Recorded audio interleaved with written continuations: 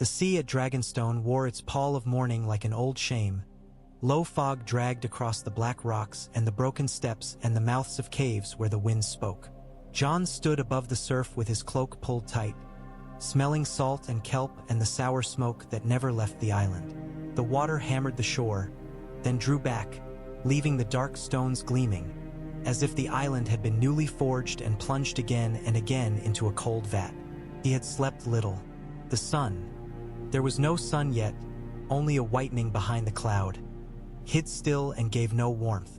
In the courtyard behind him, men moved with the small sounds that betrayed worry, the scrape of a sandal, the clink of a buckle that should have been quieted. There was no laughter.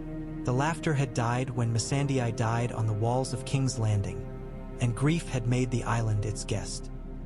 He heard Tyrion before he saw him, the dwarf's gait careful on the wet stone, breath misting. "You're awake early," Tyrion said, as if Jon had ever done anything else. "I never slept," Jon answered. "Nor I," said another voice from the fog, and Varys emerged, round head bare. He had no cloak. He seemed one of those creatures that moved between weathers untouched. His eyes were on the east, where light should come. "The tides are with you if you mean to go at dawn." "I do." Jon's hand found the pommel of Longclaw. He had no sense it would help him with what he meant to do, but it had been with him through blood and snow, and a man is loath to leave behind the thing that has carried his oaths. Tyrion came to stand at his shoulder. "You realize what you're suggesting is madness," he said without rancor, "even by the elevated standards of our age." "I don't suggest it," Jon said. "I'm going." Tyrion's breath steamed. His eyes were red from wine or lack of sleep, or both. The scorpions on the walls, Qyburn has placed them like a miser places his coins. The Iron Fleet. Euron does not lack for arrogance, but even arrogance can fire a bolt. You've flown regal, granted, but Drogon is different, Jon said softly. He had seen the difference when Drogon came screaming to Daenerys' voice, banking in a fury to tear down men and engines and shields alike. He had seen the red-black of him, the old iron color, the broad head with eyes like molten pitch. Rhaegal had accepted Jon, tentatively, warily. Jon had felt the tremor of trust like a creature lifting its nose to a stranger's hand. Drogon had always seemed wholly Daenerys, enraged sinew and will that bent only for the woman who had raised him on ashen loss. "It will fail," Varys murmured. "It will fail if you go at them as if you were a hammer at a reef. But if you come from the sea, low, nose into the wind, the bolt throwers are worst when they see you clear. They have difficulty pointing directly overhead. Their arcs are made to skewer a sweep or a dive. And sunlight in their eyes is worth a company of men." "You speak like a man who has hunted dragons," Tyrion said. "I speak like a man who reads," Varys said, "and who counts. Count the dead if we do nothing. Count them if we wait for Daenerys to come at noon and rage to be sated. I would prefer not to count charred children." Jon closed his eyes and saw the ramparts and Missandei's small body lifted against a vast sky, mouthing a word that was both an ending and a prayer. He had tried to speak to Daenerys after. He had tried and failed. Her grief had been a wall, her hunger a knife. "She will not forgive this," Tyrion said gently. "I'm not asking for forgiveness." Varys's lips thinned. "And if Drogon refuses you? Then we do nothing and King's Landing burns," Jon said. "And Daenerys becomes what everyone feared and no one wished to say." They had no answer for that. He left them and walked the lower path to where Drogon lay like a folded storm along the outcrop, his breath gusting in rough, sulphurous drafts that warmed the fog from beneath. He was awake. Jon felt it, the way one feels the presence of a great animal without seeing the twitch of a whisker, the awareness, the question in the dark. He stopped 3 paces from the horn of the dragon's snout. The eye opened, that black-yellow slit that was more ember than iris. Jon put his hand out and felt heat on his palm as if he'd stretched toward a brazier. Drogon's head lifted, slow, ancient. His nostrils flared. He knew smells. Jon had learned that. They told him the mountain men from the Vale smelled like goat and smoke. the unsullied like clean metal and oil, Arya like cold river, Daenerys like spice and saddle and some sweetness beyond words. Jon had no idea what he smelled like to a dragon. Wolf, snow, stubborn iron? He kept his hands simple and open and did not flinch when the big head came in, when air huffed over his skin, when the mouth cracked at the corners and the blade teeth showed for a heartbeat, then hid. "I'm not here to take you from her," he said quietly.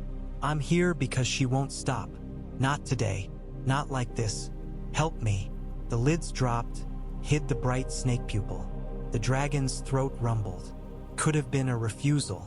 It could have been the groan of a ship on a swell. Jon stepped forward and put his fingers to the rough scale just behind Drogon's jaw, where the plates were smaller, overlapped like a soldier's brigandine.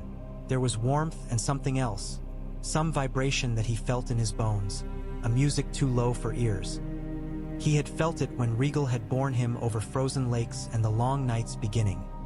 He felt it now, deeper, older. There was hunger there and rage, but there was also curiosity and something that felt familiar. "I am what I am," Jon said, hardly knowing he spoke. "I didn't ask for any of it. I'm asking now." He slid his hand along the crook where jaw met neck and found the ridge he had seen Daenerys use, the step in the armor where a foot might catch. He moved with steadiness he did not feel and hauled himself up, slow, a man climbing the memory of a mountain. Drogon's head moved, a little. The pupil narrowed. The tail flicked once along the stone, a thud. When he reached the shoulder, he did not reach for any reins. There were none. He placed himself where he had seen Dany sit, thighs braced against the skull plates, fingers finding the whorls and scarred patches where heat had done its wrecking and remade. He leaned his weight forward and spoke to the wind. "Up," he said. For a long breath it seemed the dragon would not move. Then the massive body gathered under him, muscles rolling like cables. The wings unfurled with a clap that shattered the fog. Drogon rose on his foreclaws, then pushed off, and the world fell away. All he had learned on Regal helped and did not help. Drogon was heavier in the air, less forgiving, more utterly himself. When he dipped like a thrown stone. When he turned, the wind howled around them and the whole earth leaned. Jon kept his center low and his gaze to where the sky was paler, to where the land unrolled toward the south. Behind him, the bellies of clouds opened to a slit of brightness. Dragonstone fell back into a toy fortress on a child's table. He thought of Arya's small hands playing at castles, then pushed the thought away. They went out over the bay. The wind cut through him and the sea stung his eyes, but the air was a friend more than an enemy when you entered it with resolve. He kept Drogon low, as Varys said, skimming the level of the fog so that the island behind them vanished and the world became only a strip of light and the hiss of water. When the sun finally ripped free of the clouds, it broke straight into Jon's face. He leaned Drogon a little east to bring that glare between them and the land. In the far distance, like scars on a face, the walls of King's Landing showed. He had last seen them from the ground, riding through with snow at his side, ignorant of what war would right here. The city poured smoke already. Cooking smoke, furnace smoke, the smoke of thousands of lives cramped together and burning what they had. It looked quiet from the sea. It never was. He saw the Iron Fleet first. Euron's ships cut the morning like teeth. They had been moved and set to a pattern that would enfilade anything that came bright and obvious. They had scorpions mounted along the rails and men ready with ropes and winches. Jon felt the dragon coil beneath him, not for fear but scent. Pitch, oak, tar, salt, iron, food and fire. He did not give Drogon his head. He lifted a hand. A foolish thing, perhaps, from a back where no one could see a hand, and pressed fingers along the ridge as if to still him. "Not yet," he whispered. He drew them along with the sun in their eyes, lower. Flags went up, kraken sigils that seemed to writhe. Men shouted. The first bolts leapt, black crosses against the sun, blind, loosed at ghost. Then he let go. Drogon's note changed from a hum to a scream and he rose like a spear, then banked hard and fell. He did not roar before the first pass. His mouth opened and the world bloomed white gold ahead of them. The flagship went alight as if some invisible hand had pulled a veil from a second sun. Jon smelled pitch and skin and made himself not hear the voices. They were men who had chosen cruelty and men who had not chosen anything, and it did not matter here. If he let himself count their lives, he would count the ones in the city and be lost. He held the ridge and pressed with his knees as Dany had taught him. He had watched 100 times watching, not knowing he had been learning, and he kept Drogon moving, never lingering where a bolt would find an angle. The scorpions turned badly in their sweeps. The sailors ran. The commander on one deck shouted up to a god that thought had left behind. Drogon's fire found the ropework first, and the ropes cracked like bowstrings, sending arms whipping. He burned the towers where the scorpions were anchored, then lifted and burned the decks. He cut a path rather than a circle so as not to invite a lattice of fire, and when a bolt came close enough to see the iron tip, he threw Drogon sideways with a weight of his body and a shout that was no language, only need. The sea took the wreckage. The smoke turned from black to gray as the wind pulled it, and the shape of the city sharpened. He did not kill them all. Many took to oars and fled out past the harbor chain. Some ships let down sails and raised hands. The Iron Men had made themselves a feast on a kingdom half asleep. They did not relish being eaten. On the walls, the scorpions woke.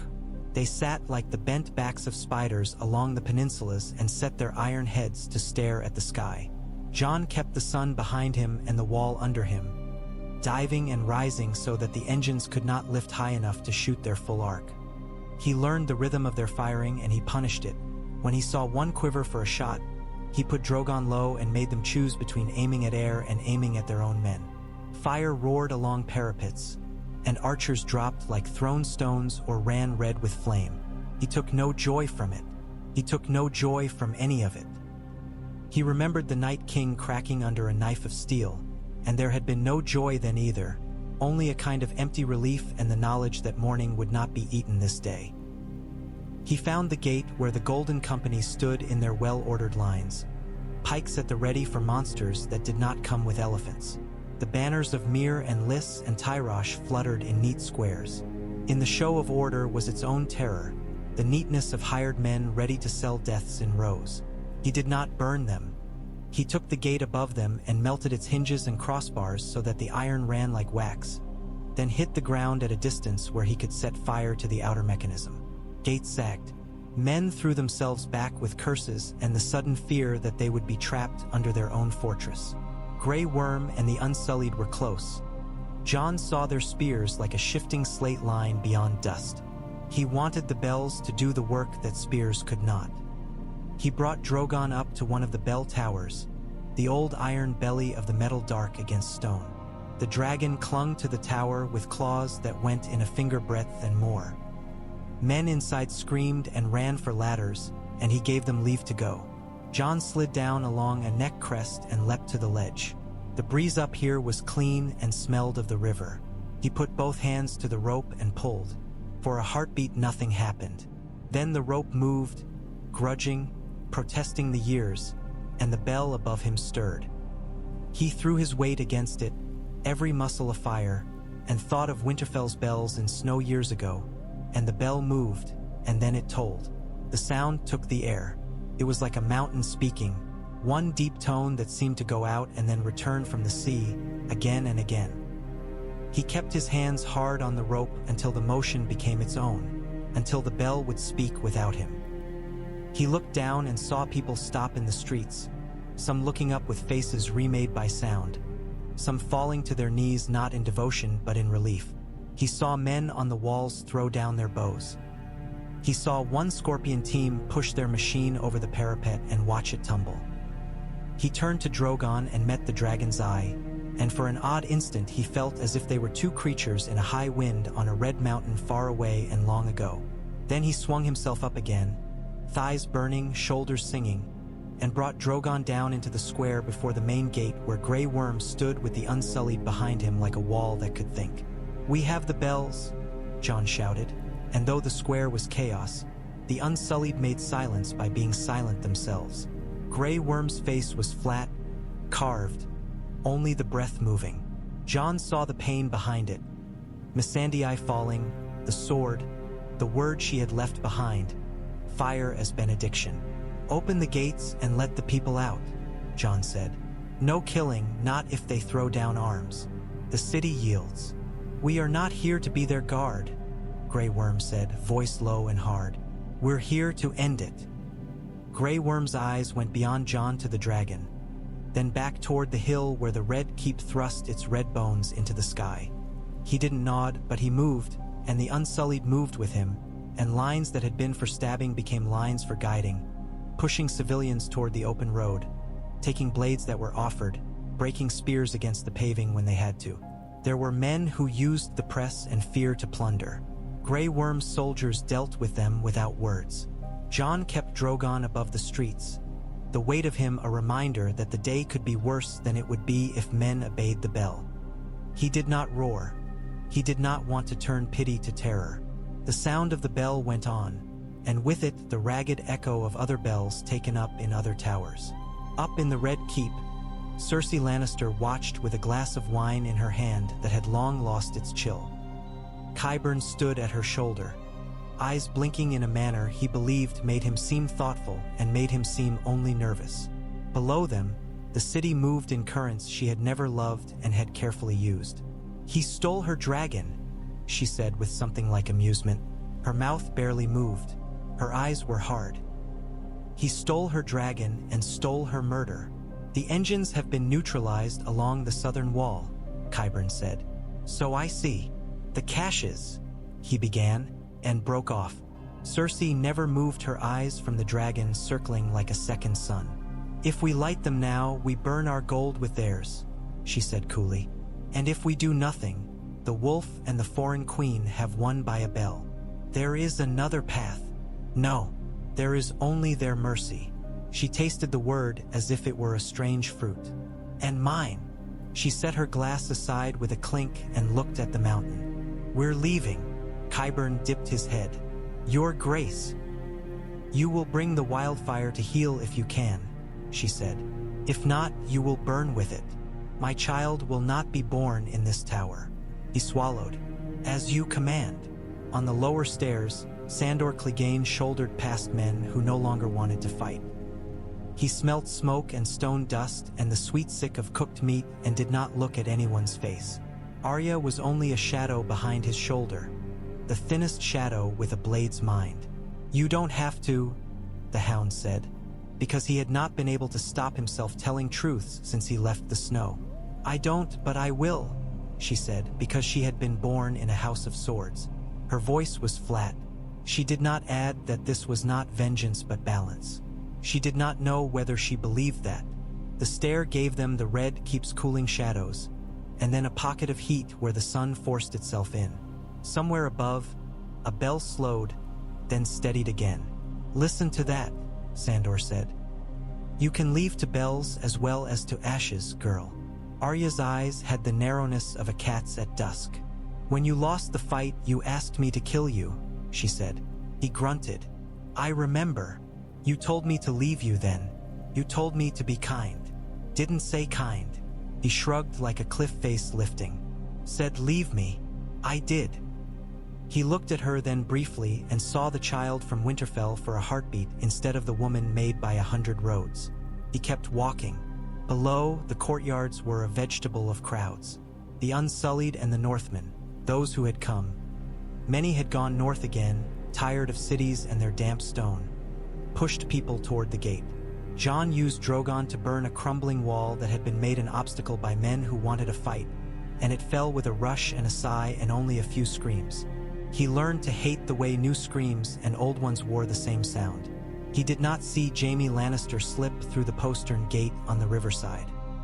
The Kingslayer had the look of a man who had decided something and was walking where decision took him.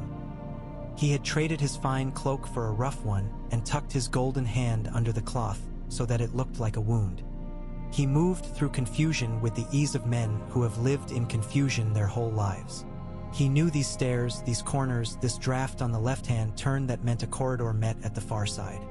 He knew the weight of the tower above his head as intimately as he knew the weight of a lover on his chest. He did not seek to be poetry today. He sought his sister. He found her, not in the great tower where hospitality and state paraded, but in the lower corridors where storage and arms and evacuation routes ran like veins. She turned and saw him.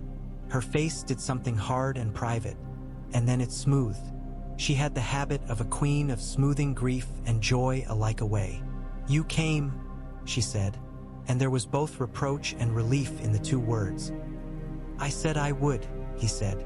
"The city yields. So it seems. What do you think their mercy looks like?" she asked almost idly. He thought of a burned map and the smell of dragon's breath and said, "Better than ours." She looked down to where her hand limned a curve over her belly and back up. "I will not be paraded," she said. "No," he said, "you won't. We can go," she began, but he shook his head. "Not by the sea. The fleet is." She did not let him finish. "The tunnels under the keep," she said. "The old ones. Father kept maps." "He destroyed some," Jamie said. "He never destroyed knowledge," she said. "He only hid it from rivals." She started down the next stair, not looking to see if he followed. At her back moved Ser Gregor Clegane, a mountain in armor, breathing like a bellows. Qyburn scuttled like a spider, his eyes on the floor, lips moving in numbers Jon would have understood and Cersei would not have cared to. They reached a central hall where steps propped on columns drew the air up and voices insisted on being echoes. There Arya and the Hound waited with the stillness of hunters. Everything stopped for a moment, the way it does when two conflicting truths collide. "Arya Stark," Cersei said, and her smile was razor and silk. "I had you dead. I had you on a list," Arya said simply, and that was not a threat so much as a ledger. "Come on then," the Hound said, eyes not on Cersei at all but on the bulk in armor behind her. "Go," he told Arya, and she did not. Cersei's gaze flicked from the small figure to the battered giant. "I am leaving this place," she said, "and I will not be hindered by thieves or ghosts." She lifted a hand at Qyburn. "Clear the way." Qyburn stepped forward as if he might make a lecture to a class, small hands prim, and one of the Unsullied placed his spear under the man's chin. Not harsh, only certain. And then Gregor Clegane moved, not to strike the Unsullied, but to place a slab of iron boot before him. The Hound stepped into that shadow with a laugh like a cough. "Brother." The mountain did not speak. He drew his sword. He filled the hall with the sound of armor. They had been moving toward this a long time, and now there would be no list and no paper, only two bodies that had begun life beside the same hearth and gone to different hells and returned. Arya did not look at Cersei. She looked at Sandor. Her face changed. She had seen men die and had made men die, and she had walked away because another would kill otherwise. And now she saw this, and saw that in this fight was something that would eat her if she stayed.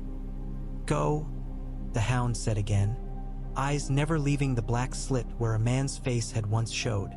"Girl, go. Leave it. Leave me." She stood a long heartbeat. Then she did something she had learned in the long road from Winterfell to here and beyond. Something Sansa would have called grace and Bran would have called necessity. She bowed her head to Sandor Clegane as to a knight. "Thank you," she said, and turned and ran up the far stair. Cersei shot her hand out to catch the girl's hair or sleeve and caught only air. The Unsullied stepped back to let Arya pass. Jaime looked at the face he had known since he was a boy and saw a stranger in it. The stranger that war had carved there. He touched Cersei's shoulder. "Come," he said, and she went, because the hall was about to be made a tomb for two and she had no wish to be a third. Jon came into the red keep by another way, Drogon tearing a balcony to make a perch that took his weight. The dragon's claws had no respect for Lannister stone. Jon slid to the broken edge and looked over the city. The bells were still ringing, unsteady now, men's arms tiring. He could see smoke lifting in thin columns where fires had caught and were being fought with buckets and blankets. He could see Davos in one street, his bald head like an oiled nut, shouting men into lines. He could see Grey Worm at another corner, his face still, stopping a group of Lannister men from cutting through civilians by making a line of shields between them. He moved into the corridor, Longclaw heavy and unblooded in his hand. He had not used his sword yet today. He wondered if that were some kind of justice or some kind of arrogance. He passed tapestries that had hung since Ares and before, moth-nibbled and smelling of dust. He passed a door he had seen in dreams, the one he had opened to snow. He found Tyrion at the mouth of a stair. The dwarf looked like a man who had run through a nightmare and discovered it woke with him. "You did it," Tyrion said, as if the words had a taste he could not name. "Not yet," Jon said. "Where is she?" Tyrion's mouth tightened. He did not say which she. He did not have to. "Cersei was seen going down toward the holdfast," he said. "Daenerys is here." Jon felt the world go still and then move again, slowly. Where? Inside. He found Daenerys in the long hall with the broken windows, standing where the light fell like curdled milk on the floor, watching the space where the Iron Throne rose at the far end. She had come with no retinue. Her hair had been plaited for war and had come loose from one braid that fell against her cheek as if it wanted to cover it. When she turned, her eyes were not red. They were very clear. That was worse. "You took him," she said. Her voice made the air cold. "I asked him," Jon said. "He is mine." "He is himself," Jon said, and watched the blow land. "And he came because he did not wish to burn a city with you today." "And why should I not?" she asked, with no heat. "Why should I not take it the way it was taken from me? With fire, with fear, with the knowledge that I cannot be gainsaid." "Because you can," he said softly, and for a moment he thought he had chosen the wrong words. And then he saw her flinch and knew he had chosen the only words. "They rang the bells," she said, as if it were an accusation. "They did. For him," she said. "For the living," Jon said. She looked away then, toward the dais where the Iron Throne crouched like a beast with 1,000 teeth waiting. She took one step, then another. The first time she had seen it in this light, it had been a picture in a childhood tale.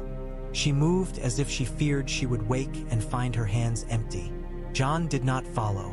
He stood where he was, his hands quiet at his sides, his eyes on her back, the slope of her shoulders, the frailness of power made flesh. She reached the dais and did not climb. Drogon shifted on the broken balcony and made the stone complain. Behind Jon, Tyrion came and stopped and did not speak. Grey Worm entered and flanked, a shadow. Daenerys put her hand on the throne's arm. Not the blade but the arm where one could pretend it was a chair like any other. The metal was cold. She closed her eyes. "The child is a lie," she said without turning. Jon felt the words first as a sound and then as the meaning that unwound from them. "What child?" "The one in her," Daenerys said. "I would have had one once and didn't." She would use the idea of one like a spear. "I will not be moved by a spear that is smoke." He breathed. "It doesn't change what we do." "No," she opened her eyes. They were not ice. They were a fire guttering. "I thought I would come here and burn this room clean and warm. I thought I would sit in a chair and make men kneel. That is not warmth." She drew her hand back as if the metal had stung her. "He came to you," she said to Jon without looking at him. And now there was something like wonder in it, something like the bitterness of a brother denied a toy. "He came to us," Jon said. She turned then and faced him, and there was the chasm again between them, the one that had opened when Regal fell screaming and Missandei fell silent. "What do you want?" she asked as if it were a trick. "An end," he said. "To what?" "To this," he said, and let the word mean everything it could mean: thrones, blood, wheels, and names. She looked past him to the light, where dust hung like snow in summer. Her face was suddenly very young and then very old. "You would have me be merciful," she said. "I would have you be just. And if justice is fear, then it isn't." He thought of Ned Stark's face. He thought of a line of small heads on a wall in Meereen. He thought of the way men tell themselves stories so that they can live with their hands. In the dust of their quiet, a small sound intruded. Metal on stone, hurried. Jaime and Cersei appeared then at the far end of the hall. Not through the main doors, but through the servants' passage where kegs once rolled. Cersei was white at the mouth and set in the eyes. Jaime had a smear of blood on his cheek that was not his. They stopped when they saw the dragon. Cersei's hand flew to her belly as if it were a thought. Grey Worm moved, but Jon raised a hand. No, his voice was not loud, but it carried in the long room. Cersei's laugh came out cracked. "The bastard wears command like a borrowed cloak," she said. "Is the wolf king now?" "No one's king," Jon said. "Not yet," she said and tilted her head. "You came before her, little wolf. You stole the fire to make yourself a man." "I came to stop a city burning," Jon said, "not to make myself anything." She glanced at Daenerys, a flick that had no fear in it because fear had long since been boiled down into steel in her veins. "Do you need him to speak for you?" she asked sweetly. Daenerys did not move, and then she did, a small step that was nonetheless the world. "No," she said, "I speak for me. You will surrender your sword, your title, and your claim. You will step down from this, and you will be tried for what you have done." "You will kill me," Cersei said, not frightened, only naming. "I will judge you," Daenerys said. "Your justice will be a head on a spike." Daenerys's mouth flinched. "Maybe," she said, "but in a city with bells, even spikes have a court." Jaime's golden hand creaked softly as he shifted. "Cersei," he said. She looked at him and did not look at anyone else for a heartbeat that lasted as long as a youth. Something in her face unsealed. She took a breath and, in that breath, weighed the red keep and the weight of being loved and the taste of wine and the bassinet that had been in one of her dreams and the long hungry road that had brought her to a room where a dragon's shadow crawled along the ceiling. She let the breath out. She put her hand to the clasp at her shoulder and tugged. The lion cloak slid to the floor. She unclipped the sword belt that had been decorative and let it drop. The sound was flat. She lifted her chin. "I surrender," she said, and looked like a woman being stripped. "For my child or the lie of a child, for my house or the ruin of it, I surrender." No one moved for a heart's counting. Grey Worm looked as if he had bitten down on iron. Tyrion closed his eyes and reopened them. Jon heard the bell falter again and then catch. Daenerys nodded once. "You will be taken to a cell," she said. "You will be guarded. You will be tried in the morning." "In the morning," Cersei repeated like a joke. "In the morning the wildfire buried under your city will do your work for you." Silence again. Tyrion's head snapped. "What?" he said, his voice a crack. "What have you left?" Cersei said mildly. "You were hand once. You know what lies under us. You never did pull all the teeth from Father's skull. You cannot. You will never know where they all are." Qyburn had moved while they spoke. Far to the left, a rat searching a wall for a hole. He pressed a hand here, then there. He had been looking for his triggers, his pieces of string in a woven rug of a city. He had one now under his fingers, the trigger that would call green to life and burn a path for a queen who did not wish to be paraded. The mountain was between him and everyone else. He licked his lips. Jaime saw the small motion and moved as if he had a second sword the world had forgotten. He had used his body as a weapon before. He did it again. He slammed Qyburn into the wall, and the old man's skull gave under a stone like an egg. The triggers clattered. Sticks and strings and a small pin with a wicked face, onto the floor and skittered with a small laughing sound across the stone.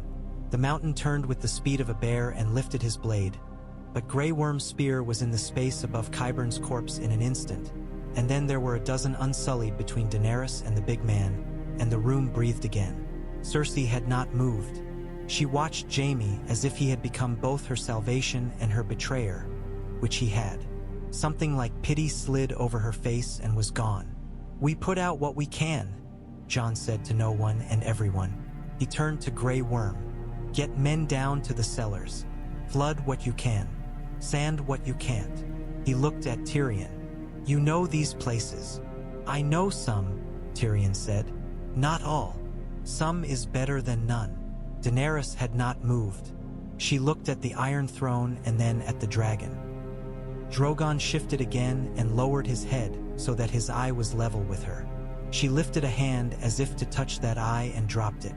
"If it lights," she said, "it will swallow half the city." "It may," Tyrion said, his voice ash, "but not if we know where first." They moved then. The room burst into motion like a struck hive. Grey Worm's men poured out, Tyrion with them, shouting names of passages, names of cisterns and storerooms. Jaime took Cersei's arm not like a captor but like a boy who did not wish his sister to fall down the stair. Jon stood, alone in a way he had always been alone, in a hall that had held kings and oats and quiet. Daenerys stood opposite him, in a light that made her a coin in an old purse. Smoke began to curl at the edges of the world. It came first from far down by Flea Bottom, thin, green-tinged, not the black or brown of wood but the peculiar color of the dead king's last cruelty. A dull thud went through the stone. Dust fell like soft rain from the ceiling. Drogon moved before anyone told him to. He dragged himself from the balcony and dropped, wings cupping the hot air as if it were prey. Jon did not think. He ran to the broken arch and threw himself. The dragon met him in the air as if the two had rehearsed it. Jon's hands found purchase where his mind had not moved yet, and they were up, and down, down in the same heartbeat. The first green flower opened below them, a bloom that held the sun inside and made it sick. It took a street and 2 houses and turned them into a pillar. Men and women ran like ants from boiling water. He smelled the old madness of it. He thought of Ares whispering to himself. He thought of a father he never had, lighting this fuse long before Jon was born. He did not know how to fight wildfire with fire. He only knew how to fight it with stone and breath and prevention. He made Drogon smash the roof of a long warehouse and bring it down across the alley like a seal. He used the dragon's weight as a hammer to close a mouth where the green would have run. He beat the air with the wings to push the pillar back toward a yard empty of anything but crates. He screamed at men below to get out, and they did not hear him, and then they did. The second bloom opened under the road toward the river. The river was their friend when it was not their grave. Jon flew Drogon along the water and used the wings to lift the spray into the heat. The water turned to steam, a scream itself. He saw Davos there with lines of men making a chain of buckets, and he saw the old smuggler's eye on him, and he saw Davos's rough hand lift as if to bless and curse both. Daenerys came down the stair into the light of the courtyard, and the dragon's shadow fell over her. She looked up and saw Jon riding disaster as if it were a horse that would buck him any moment. Grey Worm came back breathless with the reek of the underwace on him, and said nothing. He did not need to. She could see what had lit. She could see what would if she did nothing. "Bring the lines," she said, and found in her throat a voice that commanded without burning. "Clear the squares. Break the stalls to make space. Take down the banners. They spread fire. Find the cisterns. Use them." Grey Worm's eyes found hers for a heartbeat. He bowed his head. He turned and ran, and the men that followed him were hers. Up where the light was a fever, Jon steered and let Drogon choose. The dragon seemed to smell the pockets. He turned his head like a hound and rumble growled when he came to a place where the heat hid. He crushed tiles with his weight and made firebreaks where a city planner long dead had made none. He knocked down a row of stalls and watched the little old man who owned them beat the last fire with a wet cloak. He dipped once, twice, 3 times, and each time the heat struck his face and the tears he did not want came. Slowly, with the obstinacy of those who have survived too much to die easily, the city settled. The green thinned, the bells tapered by simple exhaustion. The smoke in the air turned to the honest blue of cooked meat and wet wood. The dragon circled lower, slower. The screams did not stop, but their pitch changed from terror to pain, which was an improvement in one way and not in another. Jon brought Drogon back to the hall. Drogon came in low and threw his claws along the broken floor, and Jon slid again and nearly fell and caught himself on the edge of a fallen banner. He could not see Daenerys at first. When he did, she looked like the piece of the world that had not burned. Her hair had come entirely undone. Ash dusted her shoulders like snow. She walked across the floor and stopped in front of him and lifted a hand and put it against his cheek as if to see if he were a ghost. "You saved them," she said. It was a verdict. "We saved them," he said, "because it mattered, the we of it. They helped. Davos, Grey Worm, your men." "My men," she said, and something settled in her face that might have been grief having found a place to sit. "I wanted to burn this place," she said.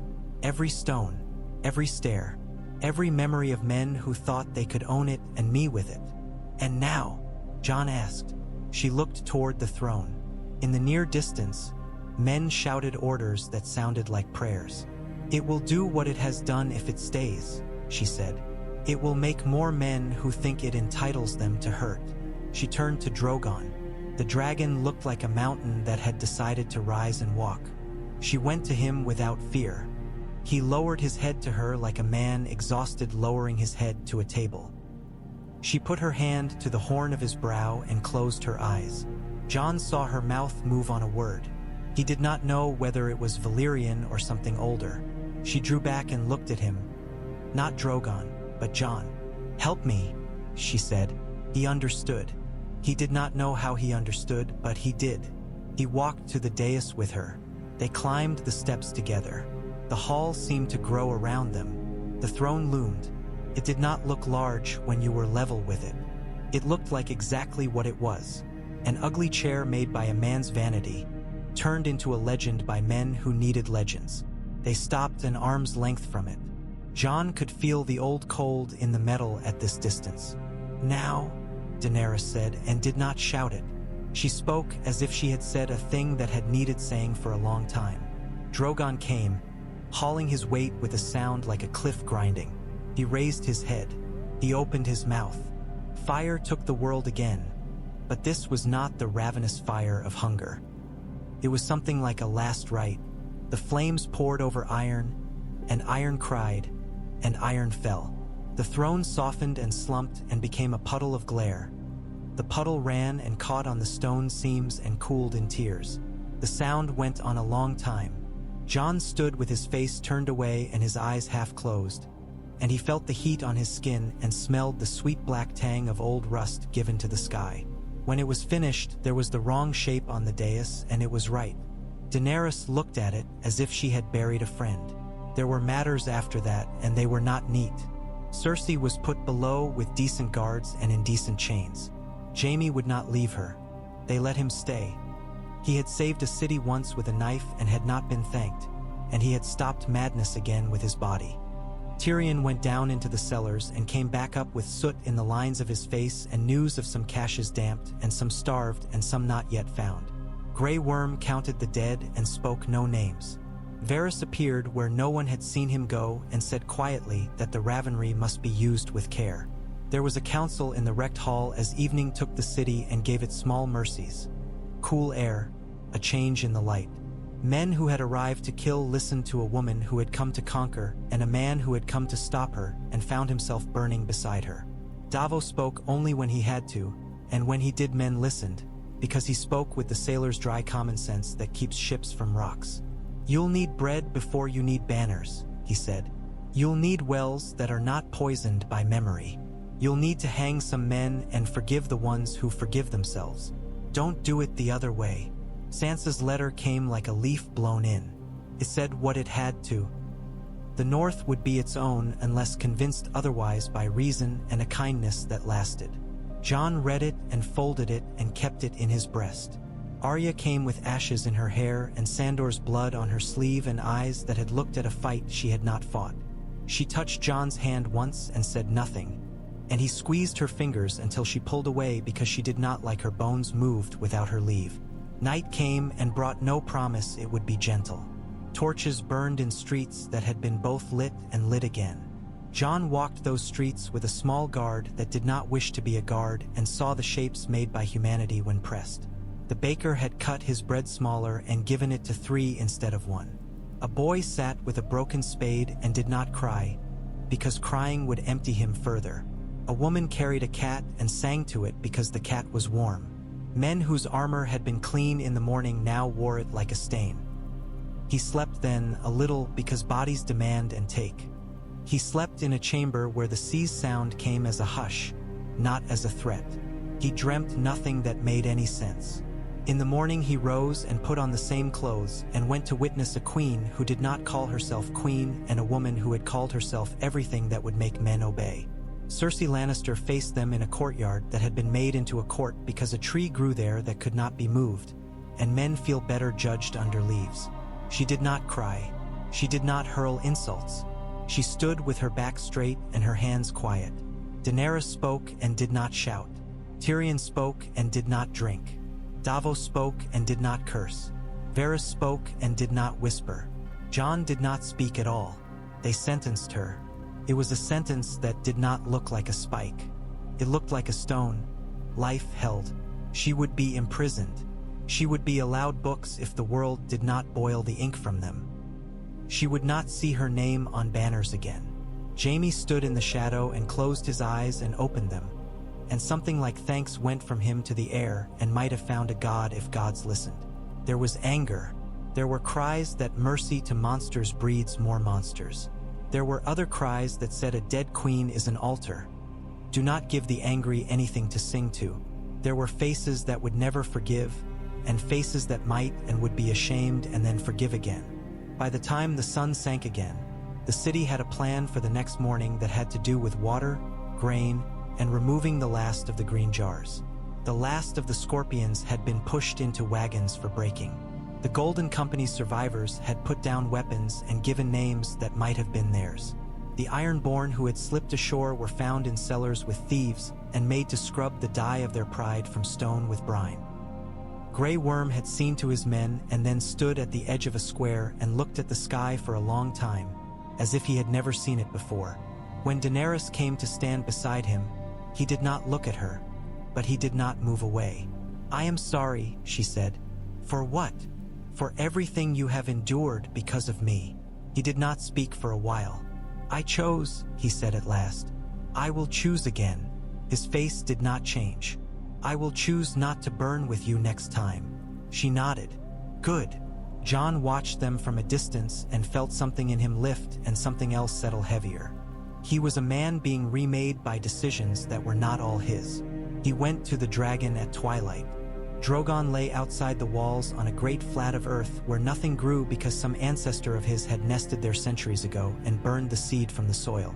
The dragon looked at him as if he were a moon that had come close enough to taste. Jon reached the muzzle and set his hand again where scale became smaller scale. He breathed. The dragon breathed with him. It was an odd duet, a man and a mountain making a small music. "She will need him," Jon said aloud, because the old gods were not here and he had no trees to speak to. "I do not want him. I do not want anything of that size."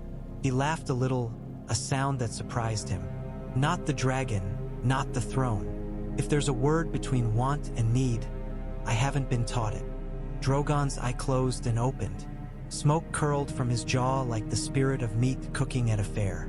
Jon leaned his forehead against the plate and let the heat go into him, an antidote to the day's cold. Daenerys came when the stars had just begun to show, small points in the black velvet. She stood without speaking, and he straightened and faced her. The air between them was no longer a knife. It was a cloth damp with work. "We will have a council," she said. "The lords and ladies. A real one. Not a pageant. We will ask them to choose." Jon nodded. "Good. They will choose you." "They may," he said. "They may not." "I will not be chosen," she said. "Or if I am, it will be as a punishment to them." "You saved their city," he said.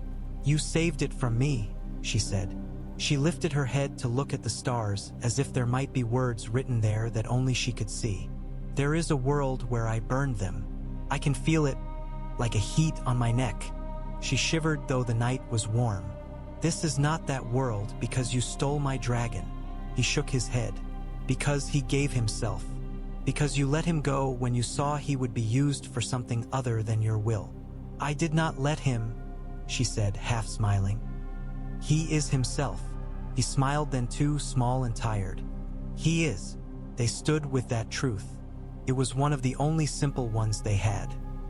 In the days that followed, The city remade some of itself, as cities do, like spiders that have been knocked from webs and climb back and spin without complaint. There was a morning when a baker's boy brought Daenerys a loaf because his mother had told him to thank the woman who had not burned her stall. There was an evening when men took down a strip of red and gold cloth and did not burn it but folded it and put it away, to remember and to learn. There was a noon when soldiers coming to a well gave it over to women first without being told. There was an afternoon when Arya slipped out through a small gate and stood on the hill beyond to look at the sea, and the hound's shadow was not with her, and she did not cry. The council came, with Sansa's cool presence like river ice, and Jon Royce's rock, and Gendry smiling like a man who can't decide whether he's lucky or lost, and Sam with a sheaf of papers he kept dropping and picking up with apologies. There were others. Men who had the bearing of the Reach and the sullen pride of the West and the stern lines of the Vale. They argued like the living. They chose with difficulty. In the end, they chose a shape of rule that no one owned and that therefore everyone owned. They chose trial by council and renewal by consent and rulers who could be dismissed by a circle of peers. They argued more about who would be first than what the rules were, and that in itself was hope. They did not choose Jon. They asked him. He refused gently, and when they asked him again, he refused again with the same quiet certainty of a man who knows his work and his bed and would prefer to keep both simple. They chose a compromise whose name would change with time. Daenerys did not scream when this happened. She nodded and accepted and did not smile much. When she did, it looked like work. There were those who thought her small for accepting. They were wrong. There were those who thought her magnanimous. They were also wrong.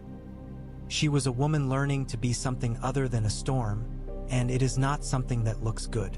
It looks like a person setting down a weapon and discovering their hands shake. On the morning Jon left the city to go north and see to his people, to speak to Sansa not as a lord but as a brother, he went one last time to the courtyard with the melted throne. The air smelled of old iron and lemon oil someone had brought to scrub the stone, as if scrubbing would erase the memory. He found Daenerys there, alone, sitting on the dais steps with her hands folded, looking at the cooled black puddle as if it might show her an answer if she stared long enough. "I'm going," he said. "I know." He did not ask her to come. He did not ask her to follow. He did not promise to return. They had both lived too long with promises that made chains. "Keep him," she said abruptly, and he started, and then saw she was looking past him at Drogon in the yard, twisting his long neck to scratch a plate along his flank on the corner of a toppled pillar. "He's yours," Jon said. "He is himself," she said again, and now there was something like warmth in it, an old joke that had become a truth you could wake to. "He will fly where he wishes. When you call and it is right, he will come. When I call and it is right, he will come. He is not a sword. He is not a throne. He is a dragon." Jon nodded. "Good," he said, and it felt like the only blessing he could give that would not curdle. They stood a moment longer. He had thought of saying her name and could not trust his mouth to do it without breaking.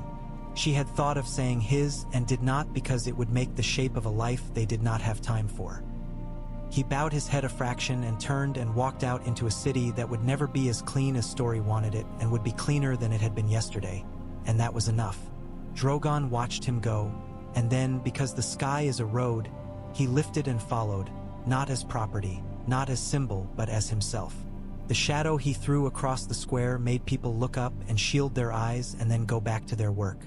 There was a quarter of the city to rebuild that had been saved, a quarter to mourn that had been lost, and 2 quarters that had never known their names.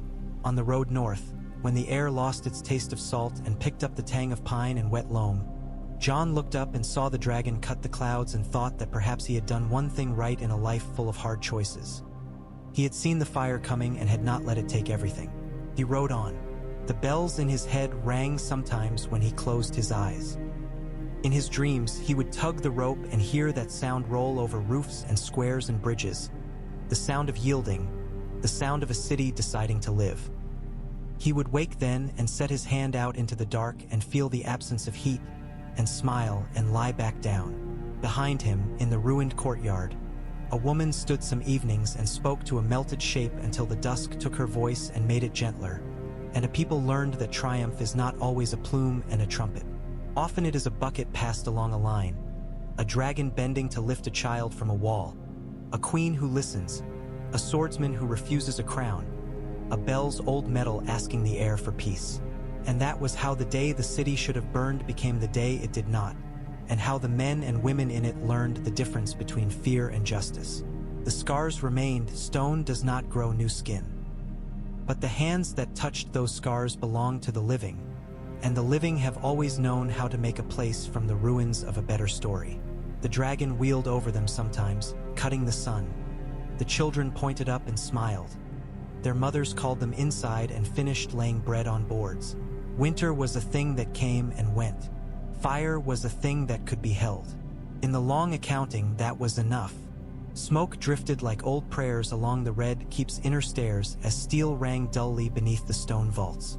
The mountain's sword came down hard enough to jar the mortar loose, and the hound slid aside in that hunched, economical way of his that never wasted a step. They had found one another again because the day had wanted it. No crowd gathered. There were only two men and their shadows writhing along the wall amid the boyish echo of bells and the grown man's laugh of fire. Gregor Clegane moved like a siege tower. He blocked a corridor by breathing in it. In the slack slit behind his helm something had once built a face. The armor sealed that passed over like a cistern lid. A gout of dust came from the ceiling as his blade clipped a buttress. Sandor felt the grit in his teeth and spat. "You always were ugly," he said, not to taunt but to mark the moment, and swung for the gaps where plate met mail. The sword bit and the mountain's pauldron turned the edge with a noise like an iron door shutting. Sandor took the force along his arms and let it flow out at his shoulder rather than into his ribs. He had learned, gods curse him. He had learned to fight this thing not as a brother but as a storm. "Move," a guard shouted in the stair above, and then saw who held it and shut his mouth. The hound's laugh came rough. He feinted left, and a cut of a kind he had once used to open a stag went right. Gregor took it on his vambrace and reached with the other hand, great fingers splaying to clutch. Sandor stepped back out of the clutch of a giant and felt the wall at his spine. Green light flickered, distant, wrong, and sent a shadow hand along the plaster. The hound glanced involuntarily to the small window cut in the turn of the stair and saw the color no fire should have. Wildfire, blooming somewhere down below, a round of sun turning in a cellar. He had always hated fire. It wasn't that he feared it. He feared and hated it together like a man who had given his name to the river that tried to drown him. He sneered at himself then and pushed up off the wall with a shove at the mountain's chest that made armor ring. "Come on, you big bitch," he said. "Let's end it, the way we should have when we were boys." He brought his sword up in both hands and felt the knack of the hilt, the worn groove where his fingers knew their home. He kept moving, not for show but because stillness against this mass was death. They fought out onto a landing where a lamplight guttered in the draft like a tongue. Arya Stark, who had gone because she had learned when to leave, heard the sound as she cut through another passage far away, and did not turn her head. Some debts were paid without her hand. Sandor got below the mountain on the steps, forced him up to the edge of the landing where a broken balustrade opened on a long drop to a courtyard below. Heat came like a thought from somewhere under the stone, a heat with a taste to it. Gregor pressed down, unstoppable weight. The hound bent his knees and used the angle, the way a man sidesteps a wagon and lets the wheel pass with a whisper instead of a crush. The great sword chopped the step to sparks. Sandor stood into him and punched the point of his blade under the rim of the helmet and felt it catch at flesh. The mountain's free hand came around and caught Sandor's wrist and began to close. Pain flared up his forearm like a fuse. He snarled, teeth bared, eyes hot and small. "Look at me," he hissed. And for the first time in 20 years, the thing behind the visor turned its head enough to put the dead, milked eye on him. Maybe there was some man back there, some dog-eared page of a boy long burned away. Maybe not. Sandor drove his forehead into the iron rim with a crack that rang off the stairwell and tore his own skin above the brow. Blood ran into his eye, hot and salty. He did it again, once, twice, until stars moved at the edges of the world. The grip on his wrist loosened enough. He wrenched free and stamped the mountain's knee just above the greave, where even a giant's bones must bend. Something gave. The mountain sagged a fraction. Sandor heaved, put his shoulder into it, and the two of them went at the same time through the broken rail in a tangle of iron and old rage. They fell into heat and a flower of green that had found air. The bloom kissed them both and ate itself. Sandor rolled to keep from being crushed by the full weight of his brother. He came up in a crouch with the skin of one cheek blistering already and the smell of ruined hair in his nose. The mountain rose from his knees with a creak like a ship's hull in winter. Sandor held the sword low and saw that the slash he had given under the helm made a line of black blood run down into the gorget. It was not much. It was something. Fire licked from a cracked doorway nearby, green tongues feeling their way into the yard. The air itself began to shiver with heat. Sandor had thought he would run at this. He found he wanted to step into it, to pull his brother there with him, to make of the two of them a sacrifice that would make a story's end neat. He laughed again, but more softly now. It always had to be fire, he said, and the thing opposite him took a step. He did not wait for the step to finish. He went in fast, faster than a big man had any right to move, blade biting at the rib seam, then up at the shoulder. He lost steel along the back of the mountain's gauntlet as the big sword batted at his. He took the cut at his forearm and judged it an acceptable price. He grabbed with his burned-off hand at the strap under Gregor's pauldron, yanked, and brought them chest to chest as two bears might in a story of winter.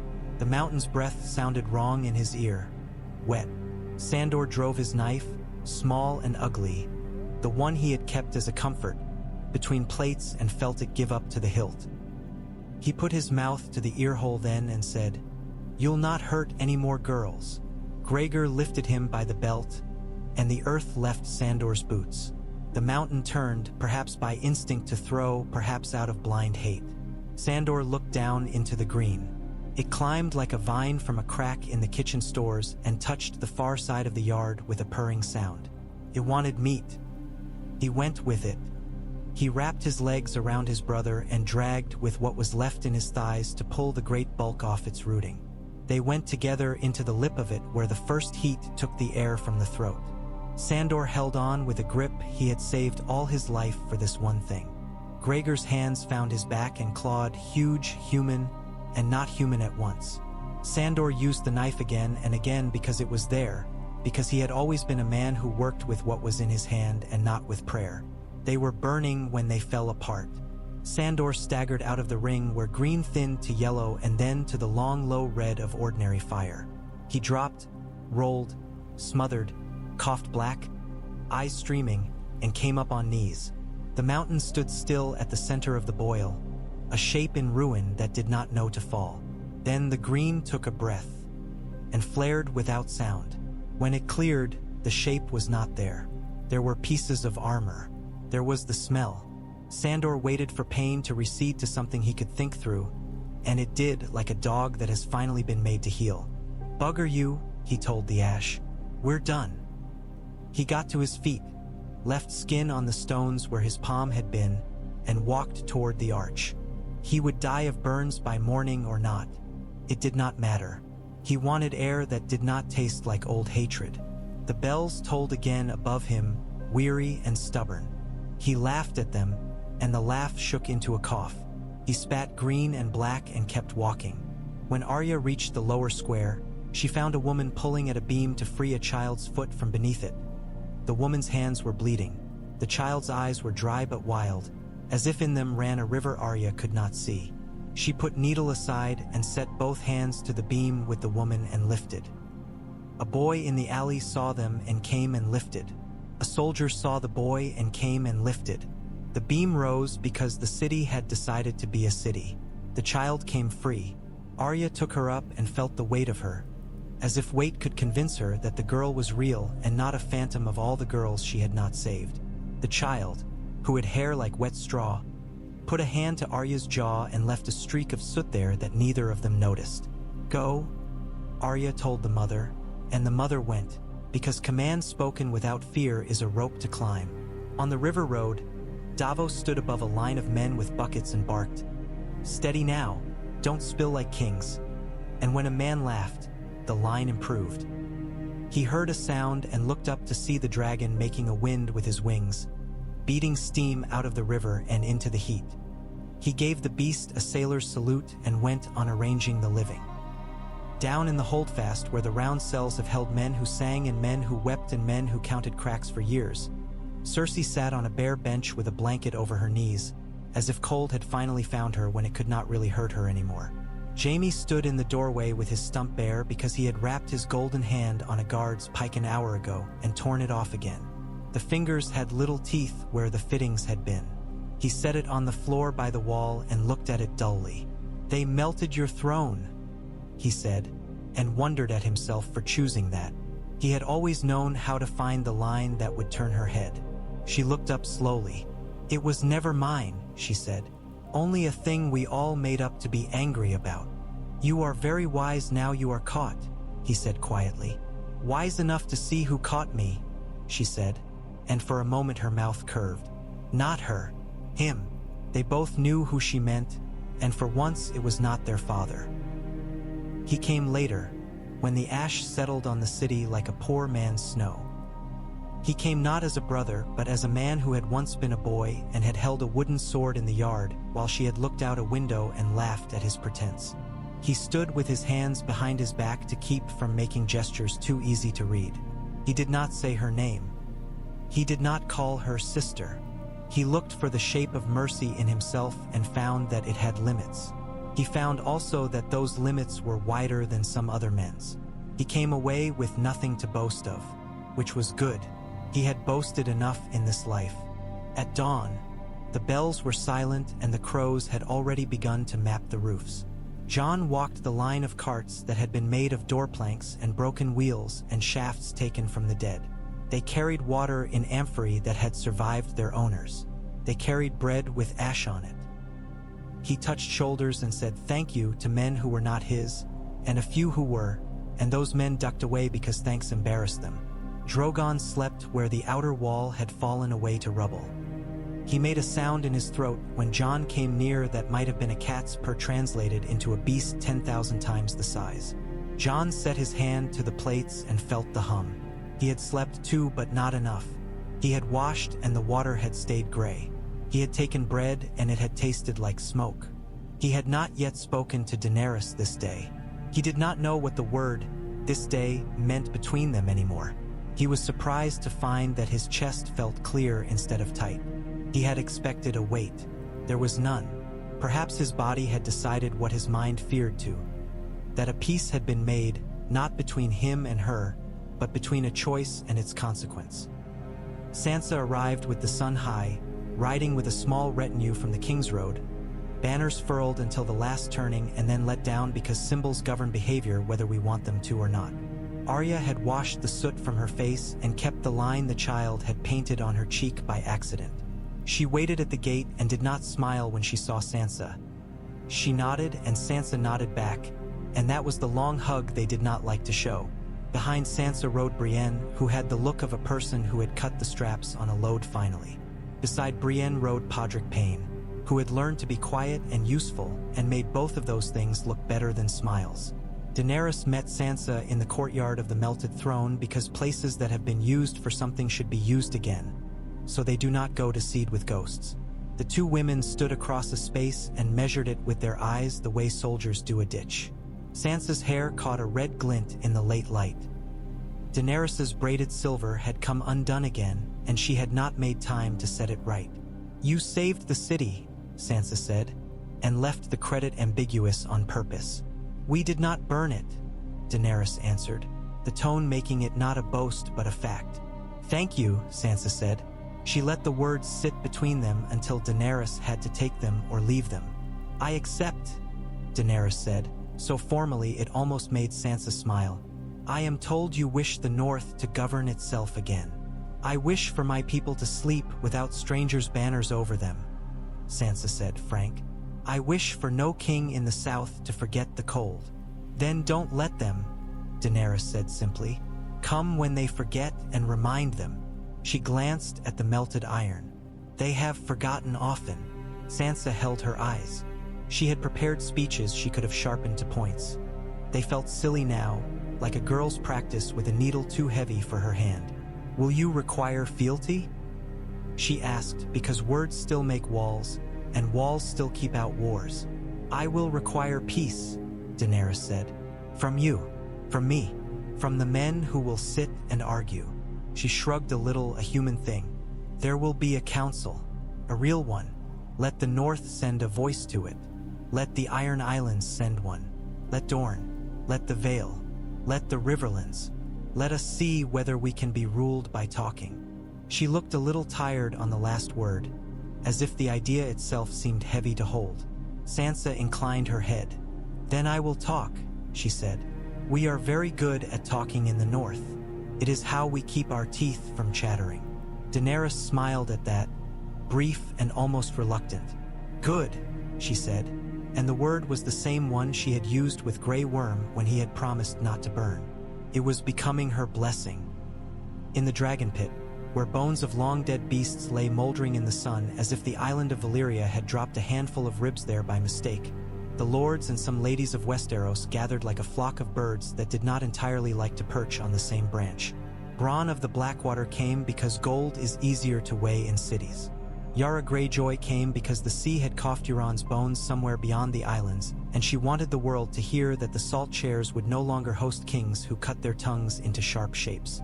Gendry came in a new cloak with the stag black on gold, his hands still bearing the honest scars of a smith. Edmure Tully came because he had survived long enough to be required again by history. He tried to speak and then sat down, duly chastened by the looks of the women who had no patience for an uncle's maunder. The new Prince of Dorne had the cool stillness his line is born with. He said little and listened much. Robin Arryn looked down his nose until Sansa touched his sleeve, and then he sat up straight and tried to look like a man and nearly managed it. They argued about names first because names give shape to the air. King was a taste some spat out, others rolled on the tongue. Protector had a softer shape. Chancellor, said Tyrion, and some nodded, and some asked what it meant, and he said, "It means we put what is harmful behind bars made of words." "First among peers," said Yohn Royce, and the iron in his voice made the quibblers quiet for a time. "No one is first forever," Davos said dryly, and they laughed because he could make them. Sam, out of breath because he had run back to his seat twice to retrieve papers he had dropped, held up a sheaf of ink and said, "It can be written." And the sound of those words soothed them in a way a sword never had. They did not choose a tyrant. They did not choose a saint.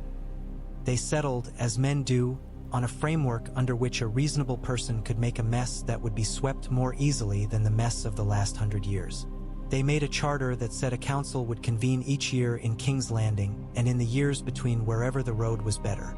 They said this council would choose a protector to serve for 7 years and be renewed or dismissed then. They said no one could be protector twice in a row. They said the protector would appoint a hand, and the hand would not be the protector's brother if the realm had any choice about it. They said the faith would bless the arrangement and keep to its septs. They said the North would be sovereign and send a voice anyway, because it is unwise to let a wolf decide whether to speak after it has already learned to listen. They said the Iron Islands would be self-ruled but never raid under pain of being declared outside the council and fair meat for any man's rope. Dorne smirked and agreed to nothing and everything by declining to object. The Vale paid attention whenever Sansa coughed. The Riverlands asked for grain, and Gendry promised to build mills as if hammers could solve the hunger of a whole land. They made mistakes. They deferred harder questions. They wrote their names, some with a flourish and some carefully like schoolboys. It was better than fire. They asked Jon to be the first protector because people trust a man who does not seek a thing, and he said no because the only honest way he could say yes would be if he wanted it, and he did not. He wanted exactly what he had said from the start, an end. He suggested Davos, and Davos swore and refused and swore again and said, "Ask some lord who likes cushions." But the murmurs around the pit rose because old sailors keep fleets honest and are cheap to keep, and before he could extricate himself he had been named Hand instead of Protector, and that suited him better. For Protector they settled on Yohn Royce, the Iron Chair of the Vale, because he had a straight back and no patience for peacocks. He took the charge without joy and without protest. 7 years is an eye blink, he said, which relieved men who feared a crown slipping invisible around a neck. Tyrion took the office of Chancellor of the Assembly, some new coinage that would have made his father sneer, and promised to write laws that would not burn. He did not drink more than a cup that day. He put quill to paper that evening and found that his hand, for the first time in decades, did not shake with the temptation to make mischief for its own sake. Sam wrote beside him, making small, helpful noises, and once in an hour he would go and help a woman carry a bucket up a stair or tie a child's shoe because the world must be lived in as well as governed. Gendry's legitimization was made proper on paper, which pleased him less than some thought. He smiled because he was not stupid. He stood a little taller because men look where you tell them to look, and sometimes the best way to move their attention is to give them something to focus on. After the pit, Arya found him leaning on a low wall with both hands making a bridge between him and the stone. "They gave you a castle," she said. "They gave me a job," he corrected. "Castle just means roof. I'll have to fix the roofs too. They leak, every one of them. Even the clean ones with banners leak, because the roofers haven't been paid in months." "Pay them," she said. "I will." He looked at her sideways. "Come see it with me." "I might," she said, and meant that she might not. He nodded, and that was the understanding that could hold either answer. He reached and tucked a strand of hair behind her ear, and then drew the hand back like a man who knows where hot metal begins. "You smell like smoke," he said, and she laughed once and went away. Grey Worm came to Daenerys at the end of the second day, when the sun's last rim was a coin clinging to the tin of the bay, and the gulls' cries sounded like laughter delivered from far away. He wore no helm and no ornaments. He looked like a man with only one thing left to choose. "I wish to take the Unsullied to Noth," he said, "to guard that place from men who would do harm." His voice did not break on Noth. He had done the breaking already in private. "Noth kills strangers," Davos said, standing near enough to have heard. "It has a fever like a kindness that keeps out men with swords."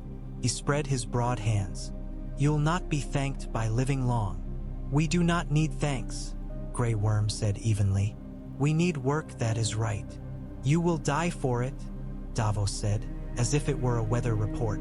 "We were born to die in chains," Grey Worm said, and the hint of a smile touched the corner of his mouth. "Better to die on a shore where the water is sweet." He looked to Daenerys then. "With your leave." She wanted to say no, not because she wished to keep him, but because the world felt suddenly thin with every good thing walking out of it. She did not say no. "Go," she said. "Stand in the shallows.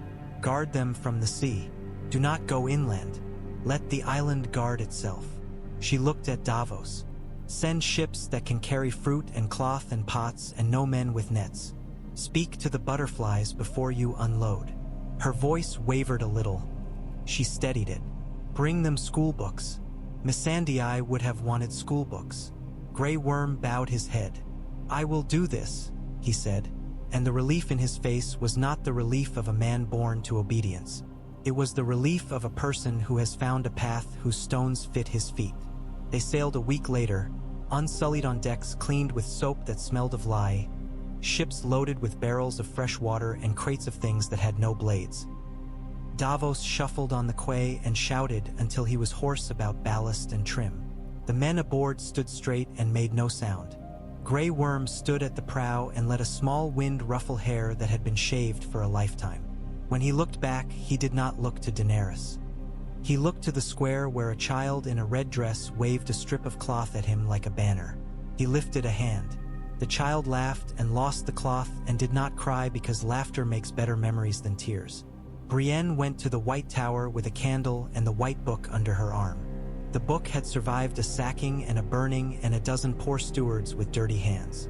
She turned to a page that had been begun in a careful hand and left half-written. The lines of a man's life breaking off after the words betrayed his king. Her mouth tightened as she read the old judgment. It had been written by those who needed a villain. She set her candle and lifted her quill and began to write the rest.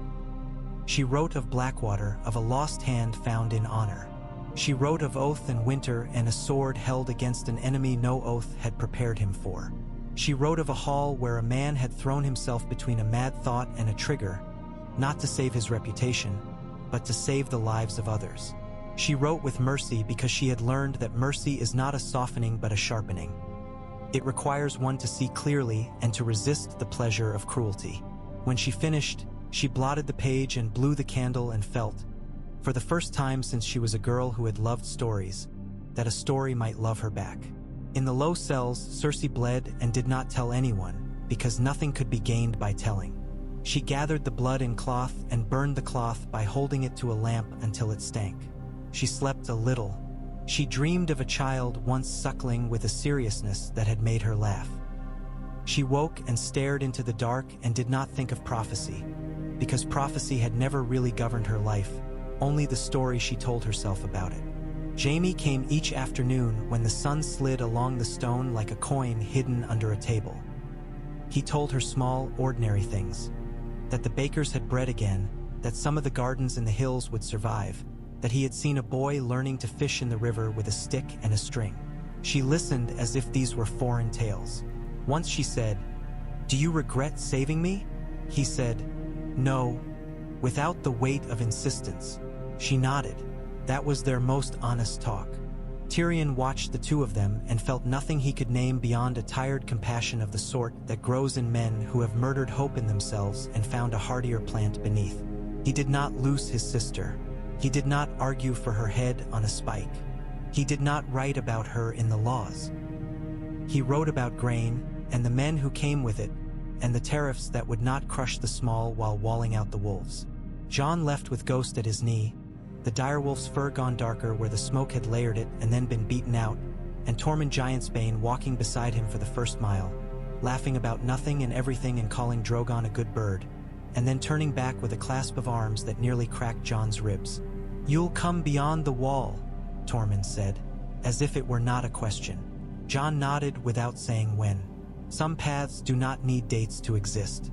At the King's Road's first bend, he looked back. Drogon had been sleeping on the wall again because he liked the warmth of stones that had believed themselves cool. Now he lifted and came with so little effort the air barely groaned. People in the fields stopped and pointed. A woman hushed a baby by pointing to the shadow and saying, "Hush, look," in a voice that made the baby feel safe, which would never have happened a year before. Jon raised his face to the sun and squinted into the dragon's roar, which was not a challenge today but a greeting. Winterfell rose from the moors like something that had grown there without the consent of men. Its towers caught the late light and threw it into the faces of riders. When Jon passed under the arch, the smell of hot springs came like a friend putting a hand to the back of your neck. Sansa stood in the yard with a cloak of white that made her hairs red hotter. Bran sat under the godswood and was both there and elsewhere. He had become the kind of person whose presence is more complicated than the body's. Arya leaned on a post and watched people rather than Jon because watching people had become the way she spoke to herself. Ghost went to Nymeria at once because Wolf's business cannot be delayed by Sills. Jon dismounted and Sansa came to him and put her hands to his face as if to make sure the shape had not changed. "You are thinner," she said, which was as much love as she had allowed herself in words for years. He laughed and shook his head, and that was his answer. They went inside and ate bread that did not taste of smoke and drank dark beer that tasted of clean iron. He told them of bells and green fire. He did not tell them what he had felt in the hall. Some things you do not put into words even for sisters. At night, he went down to the godswood and stood before the heart tree and watched the red gash their weep sap. Bran came without being asked, rolled easily and set his chair where the roots had made a natural hollow. They did not speak for a while. The wind in the leaves sounded like a woman combing hair. Jon thought of a woman whose hair he had once let down with his hands and pushed the thought away because it would choke him if he let it sit in his chest. "You did not burn," Bran said at last, as if reporting a fact. "No. You could have." "Yes." Bran looked toward the lake where steam rose in curls. "The past is not a road we can take back to change our boot prints," he said in that tone that made people want to cuff him and kiss his forehead in the same breath. "But sometimes it is a fence we can refuse to climb." "You speak like a maester," Jon said. I speak like a man who spends too much time among old things, Bran said, and the corner of his mouth turned a fraction. Do you want to be king of anything? No. Good. They sat. An owl went across under the leaves like a thought you do not want to disturb. When Jon left, Bran said without turning his head, "The dragon likes the hot water," and Jon laughed out loud in the dark. The sound a little boys for a moment, startling the birds. Drogon curled at the edge of the steaming pools each dawn and each dusk and made clouds of steam out of air that would have been cold. The people of Winterfell had to learn new routes to the washing houses because a wing would sometimes block the path. Some grumbled. Most shrugged because the north is a place where you shrug at weather and dragons alike if they do not bite. Children ran to the ramparts to see him lift and blot the sun. He hunted in the White Knife Valley and came home with the meat of an aurochs and left it without ceremony in the yard as if paying a tax no one had written.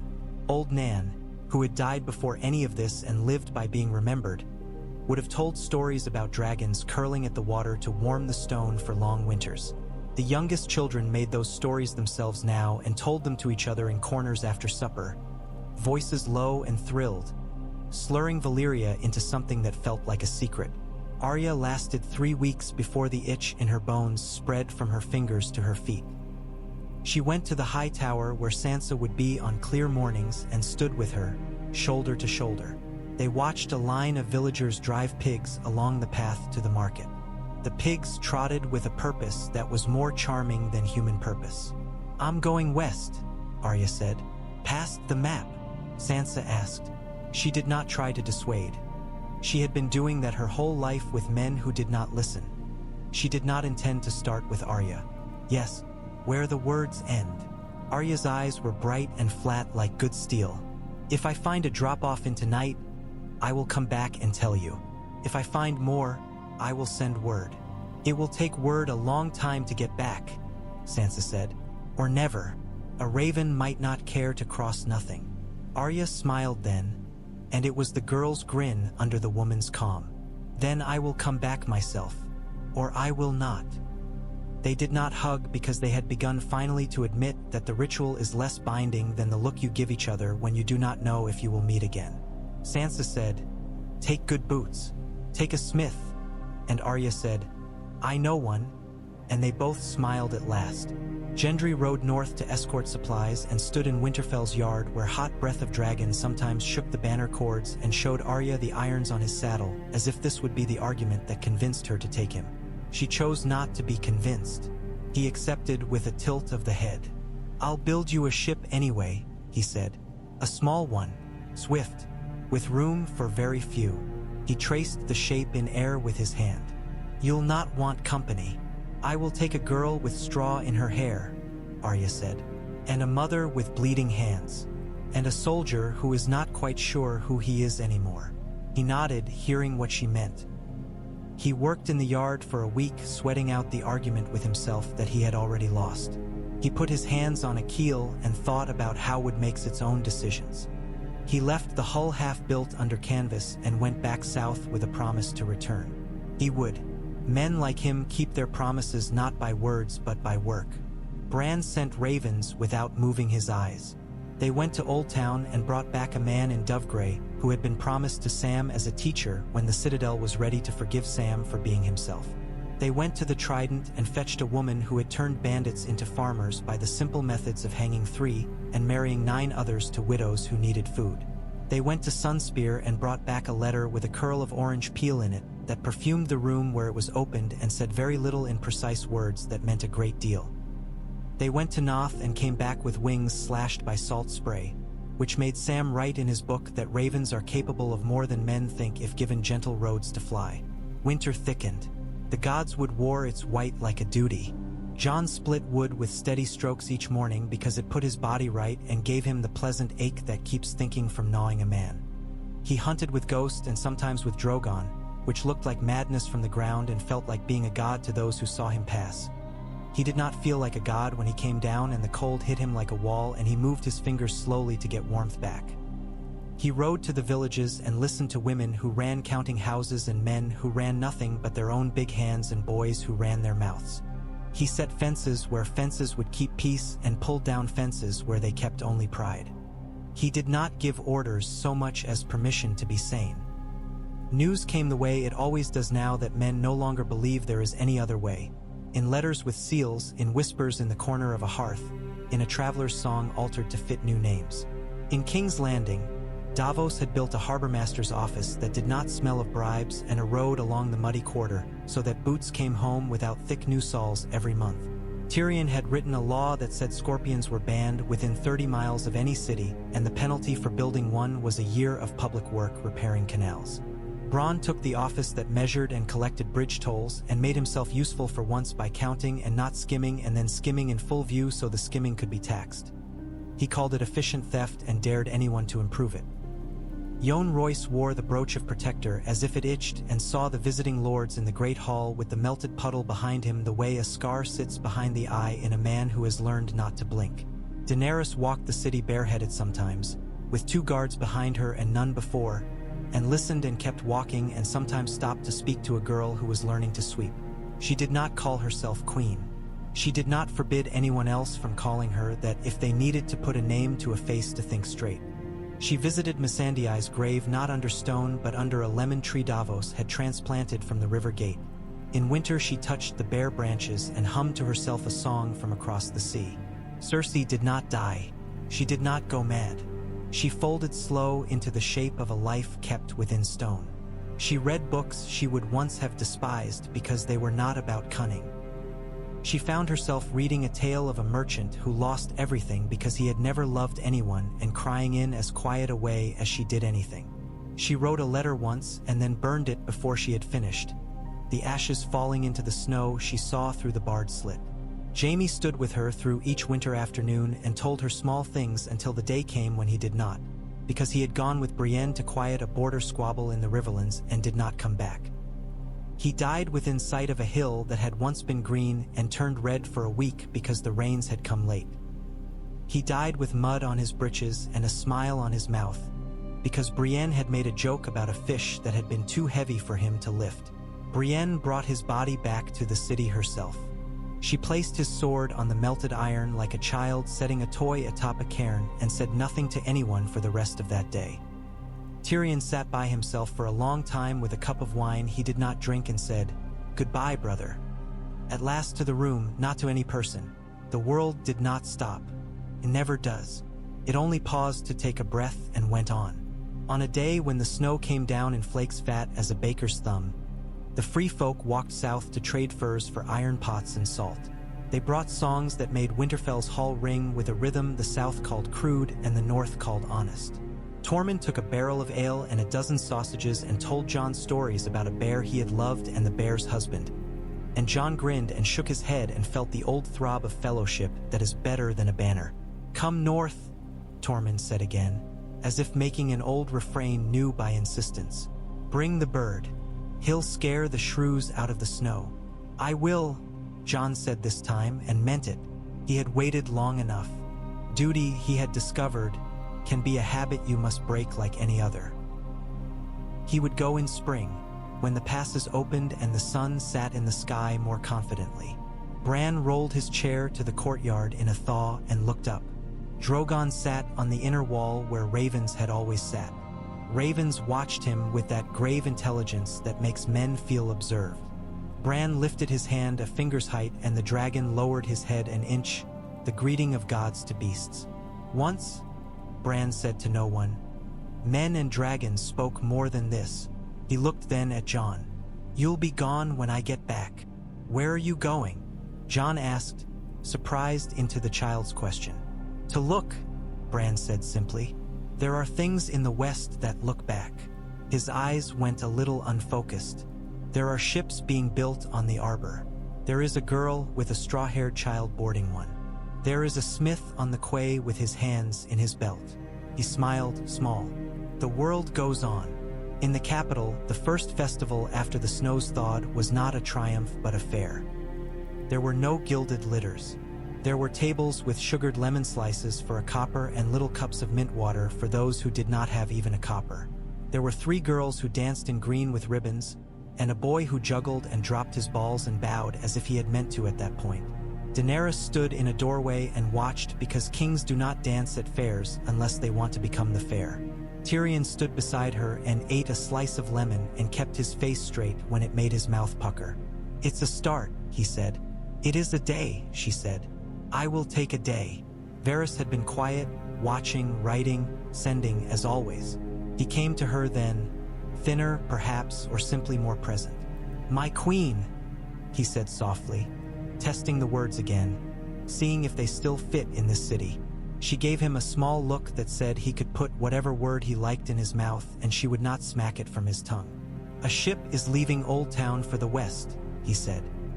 "It carries a girl from the north." "Yes," Daenerys said. "She may change the world." The spider murmured, amused. As if the world were a fabric he had been measuring so long he took its imperfections for its charm. "The world does not ask permission to change," Daenerys said. "It never has." On the day Jon finally turned his horse north beyond the last hearth with Ghost padding and Drogon picking his enormous way along a ridge so as not to scare the ponies, he felt a calm that had nothing in it of triumph. It was the calm a man feels when the weather breaks and the air tastes like itself again. He camped the first night under a sky so clear it cut. He lay on his back and watched the dragon's shadow cross the moon like a cloud. He thought about bells and the sound of iron crying as it melted and a woman setting down a word she had liked to wear. He thought about a boy with a golden hand lifted off and a girl with a list folded and put away in a pocket, and a man who had taught him how to be a bastard and then how to be a lord and then how to be something else again. At dawn, frost silvered the firs. He rose and shook it off and felt years drop with it. Tormund was waiting ahead on the trail with a grin that could have belonged to some ancient god of roads. "Come on then, Crow," he shouted, and the word no longer jabbed. "Let's see if your big bird can scare the wind." Drogon lifted, and the wind sounded like laughter for a moment as it rushed between the plates. Jon smiled into it like a boy daring a horse over a fence for the first time. The land opened. The river wrote its quick story under them. The world did not end at the edge of any map. It did not end at a bell. It did not end at a throne turned to slag. It was going on, obstinate, generous, full of broken men and women who decided each morning whether to be kind, and more of them said yes because the day had been given to them by a dragon who chose not to burn and a woman who chose to listen and a man who pulled on a bell rope until sound rolled like mercy through stone. In King's Landing, a lemon tree's leaves came in soft. Daenerys touched them and smiled in spite of herself. Tyrion brought her a page full of numbers and a child brought her a folded paper boat, and she put the boat on the window ledge and the numbers on the table and thought both were important. In Winterfell, Sansa signed a letter to the assembly with a hand that did not tremble and then went to watch the children staring up at a dragon sitting in the steam, telling each other the new stories they would grow to pass down. In a cell under stone, Cersei Lannister turned a page and read about a woman who had stood in a door and let a child pass and then closed the door not to keep anyone out but to keep out the weather, and she closed her eyes and listened for the sound of bells far away, whether remembered or real. The hound's grave lay outside a small gate where the ground never saw a gardener's attention, and that suited him. Arya stood there once, alone. The day before she went down the plank to the ship Gendry had finished for her with his own hands. She put a hand to the cold stone and said, "I left you." The wind said nothing. She smiled, pained and bright. "Thank you," she added. "You were right." She turned and walked away without looking back, because it is an art to leave and not turn to salt. Westward the ship went, lean as a runner.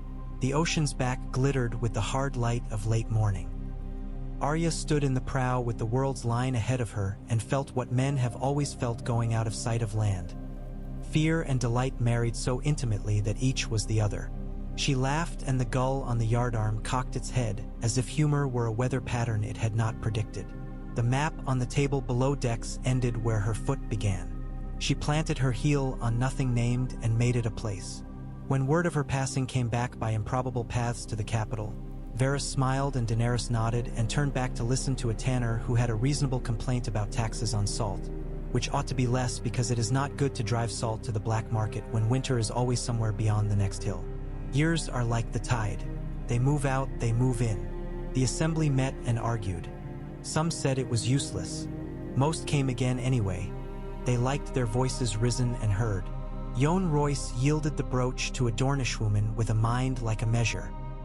She served and handed it on to a man of the Reach who made numbers into bread. Davos went home to a small house that smelled of cabbage and lemon and let his youngest boy climb his knee. Tyrion wrote a statute that set aside money each year to fix wells and another that made it mandatory for lords to report the numbers of the harvest. He wrote one more that forbade, without exception, the keeping of anyone as property under any name. He had wanted to set that one down with a flourish. He found that the world took it without noise, as if it had been waiting to be told a thing it already knew. Sometimes in summer, when the light lay a long time on stone, Daenerys climbed the hill above the dragon pit and watched the sky until a dark shape appeared that men feared and did not fear anymore. Drogon would drop to the grass with all the delicacy a cliff can manage when it decides not to crush the valley. He would put his muzzle to her breastbone and breathe. She would laugh and feel her ribs with her palm after, as if counting them. "Go to him," she would say sometimes, and Drogon would lift and go north, and it amused her that she did not have to pretend at jealousy. She had learned to be unpossessive of the only things worth possessing. It had not been a lesson she had expected to enjoy. On a winter morning carved from glass, Jon stood at the edge of a forest beyond the last village where maps stopped and drank the air like cold water. Ghost's muzzle came away from the snow powdered. A white hare had crossed. The prince said so. Ghost took the scent up and vanished silently like something made for such work. Tormund urinated into a drift with great gusto and turned with an expression of profound satisfaction. "This is living," he announced, and then looked up, shading his eyes. "Ah," he said, "your bird." Drogon came out of the east, riding the light, and Jon felt the old lift under his ribs that came before the lift of wing. He held up his hand, not in command but in greeting. The dragon dropped. Snow leapt in rings outward around the claws. The heat from the nostrils made little rivers off the drift at Jon's boots. They regarded one another because long friends do that when they have nothing to say. Then Jon laughed because a fox skittered along the far treeline, stopped, lifted itself on tiny forepaws and looked, in that delicate, incredulous way foxes have, at the enormous thing that had turned its afternoon peculiar, and then went on because a fox must keep its own counsel. "We did all right," Jon said into the steam, not to the dragon alone. The words went to 1,000 rooms and halls and fields. They went to the melted puddle of a chair, and to a woman reading under a lemon tree, and to a girl leaning over a ship's rail to see if fish fly in the west the way they do in the tales. They went to a grave where no flowers lay because that would have insulted the dead. They went to a white book where a quill scratched about a man in honest sentences. They went to bells that were not ringing and to bells that would again in a time when ringing would mean only time passing. They went and did not return because some words do not need answers. Drogon huffed Nd shook snow off his muzzle and put his head down on the crusted surface of the world like a cat. And Jon sat with his shoulder against the warm slope of a plate and watched the line of trees, and thought not of thrones or blood or names, but of the smallness of men and the greatness of their stubborn mercy, and the way a bell's sound fills the air with something you can lean on when you are tired. He leaned. The day held. The wind sang its thin high song through needles. The old gods watched with their blank faces and did not disapprove. And north of where maps end, there was only more, which had always been the point.